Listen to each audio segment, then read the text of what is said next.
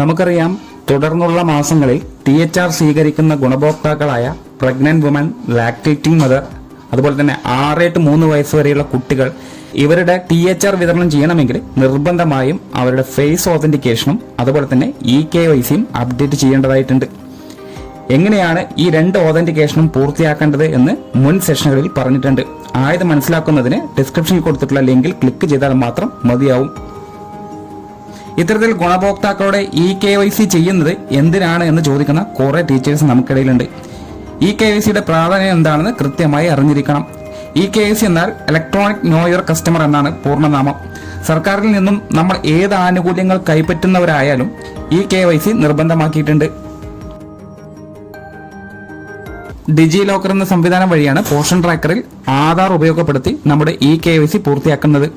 ഇവിടെ ഡിജി ലോക്കർ എന്ന് കൃത്യമായി കാണാം. ഇതൊരു ആപ്ലിക്കേഷൻ കൂടെയാണ്.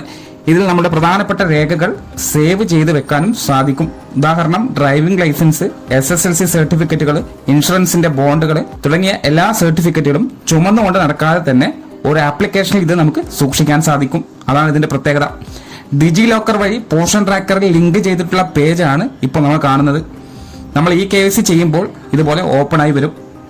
ഈ ഭാഗത്ത് ചില സമയങ്ങളിൽ ടീച്ചർമാർ ഗുണഭോക്താക്കളുടെ eKYC അപ്ഡേറ്റ് ചെയ്യാൻ ശ്രമിക്കുമ്പോൾ ഇതുപോലൊരു പേജാണ് പ്രത്യക്ഷമാവുക. ഇതിൽ മൊബൈൽ നമ്പർ, പിൻ നമ്പർ ആവശ്യപ്പെടുന്നുണ്ട്. ഇത്തരത്തിൽ വരുന്ന ഈ പേജിൽ ഒരിക്കലും മൊബൈൽ നമ്പറോ അല്ലെങ്കിൽ പിന്നോ കൊടുക്കേണ്ടതില്ല. ഇത് താൽക്കാലിക പ്രശ്നം മാത്രമാണ്. ഇത്തരത്തിൽ ഒരു സന്ദേശമാണ് വരുന്നതെങ്കിൽ ലോഗൌട്ട് ചെയ്ത് നിങ്ങളുടെ പോഷൻ ട്രാക്കർ ലോഗൌട്ട് ചെയ്ത് ലോഗിൻ ചെയ്യുക. കുറച്ച് സമയങ്ങൾക്ക് ശേഷം വീണ്ടും ഈ പേജിലെത്തി ഇത് പ്രകാരം നിങ്ങൾക്ക് കാണാൻ സാധിക്കും. ഈ ഭാഗത്ത് ഗുണഭോക്താവിന്റെ ആധാറിൽ രജിസ്റ്റർ ചെയ്തിട്ടുള്ള മൊബൈൽ നമ്പറിന്റെ അവസാന അക്കങ്ങൾ ഇത് പ്രകാരം കാണാം. അതിലോട്ട് പോകുന്ന OTP വാങ്ങി സ്വീകരിച്ചാൽ മാത്രം മതിയാവും eKYC അപ്ഡേറ്റ് ചെയ്യാൻ.